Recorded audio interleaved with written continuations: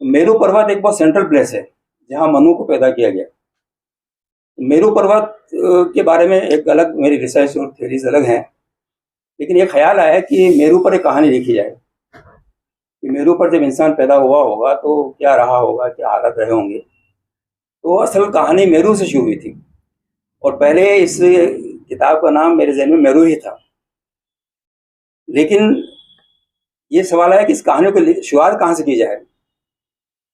तो उस पहले गांव से मैंने कहानी की शुरुआत करना शुरू किया, जिसके बारे में जो आर्कियोलॉजी है उसकी बहुत सी फाइंडिंग्स है, ने बहुत सी मालूमात दी है। उसके नतीजे में जो पहला गांव बना है वहां तक मैं पहुंचा। इसके लिए शाका का ख्याल जो है धीरे धीरे डेवलप होना शुरू हुआ। और शाका का ख्याल इसलिए आया कि तुर्किस्तान में एक जगह है वो बेगली टेपे, वहाँ पर जो खुदाई हुई है 1998 में और उसके बाद बहुत सी खुदाइयाँ हुई है। उसके नतीजे में ये मालूम हुआ कि यहाँ पर पहले वो सबूत मिलते हैं जहाँ पर इंसान ने रहना शुरू किया, जहाँ पर खेती शुरू की, जहाँ पर पशुपालन शुरू किया और तामीर का काम शुरू किया। यानी वो पहली जगह है। ओल्डेस्ट बहुत से मिलते हैं, लेकिन ओल्डेस्ट वो जगह है। और इस ज़माने तक वो मिट्टी के जो बर्तन है वो बनाना नहीं सीखा था, पत्थर के बर्तन का इस्तेमाल करता था। और उसके अलावा एक बड़ी चीज़ वहाँ मिली कि गेहूँ और जौ और बाजरा इसके बीज मिले हैं, जिससे अनुमान लगाया जाता है कि ये इसका इस्तेमाल उन्होंने शुरू किया होगा। इससे पहले जंगलों में लोग मिलते थे, बीज खा लेते थे, लेकिन वहाँ संगठित तौर पर उनको उगाकर उनका इस्तेमाल शुरू किया। तो खेती जो है वो पहली ऐसी चीज़ है जिससे सिविलाइजेशन की शुरुआत होती है। इसलिए जो फर्टाइल क्रिसेंट है वहाँ से हम सभ्यताओं का आगाज़ देखते हैं। सुमेरियन सभ्यता देखें, मिस्र की सभ्यता देखें, और तुर्किस्तान और इजराइल और सीरिया और जॉर्डन, ये जो पूरा इलाका है, यहाँ जो सभ्यताओं के जो हलचल हम देखते हैं उसके पीछे बहुत बड़ी चीज़ है खेती। और खेती की वजह से खेती के साथ गांव और गांव का एक समुदाय और वहाँ के नियम, वहाँ के समाज, वो सब हमें नजर आता है। ये शाका जो है जगह के लिए गोबेगली टेपे का इंतखाब क्यों किया गया? तो जैसे मैंने बताया कि वहाँ जो रिसर्च हुई है, वहीं नहीं बल्कि आसपास भी जो रिसर्च हुई है, उसे लगता है कि वहाँ एक सभ्यता का जन्म हो रहा था। और उस सभ्यता में जो है जो सबसे बड़ी इम्पोर्टेंट चीज़ थी वो एक तो वेधशाला थी वहाँ। यानी खेती बाड़ी तो बहुत से लोग करते हैं, लेकिन जो साइंटिफिक टेम्परामेंट जो था उनका वो हमारे सामने आता है। वेधशाला जो है वो बहुत से साइंटिस्ट उसको फर्स्ट टेम्पल कहते हैं। जो आर्कियोलॉजिस्ट हैं अक्सर आर्कियोलॉजिस्ट से कहते हैं कि it is the first temple of the world. जो गोबेगली टेपे की जो वेधशाला है वहाँ पर दो बड़े पिलर हैं, इसे ये आप नजर आ रहे हैं, इस किताब में देखेंगे आप, भुजाकार जो है ना, भुजा की तरह टी पिलर्स हम कह सकते हैं उसे।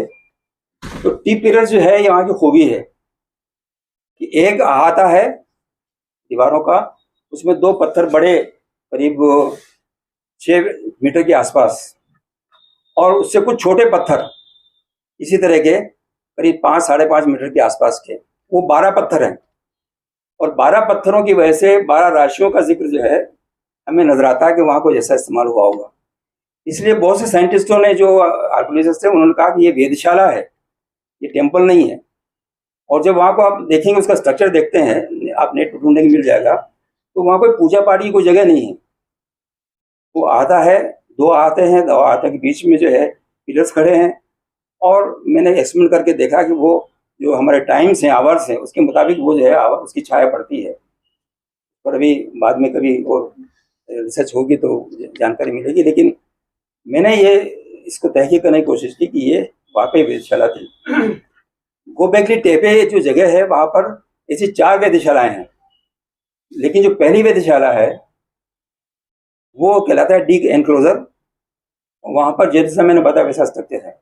बाकी की वेधशालाओं में कहीं 10 है, कहीं 9 है, कहीं कुछ छोटी सी बनाई उन्होंने। यानी लगता है कि बार बार आकर लोगों ने उस जगह को बसाने की कोशिश की, लेकिन वो नाकाम रहे।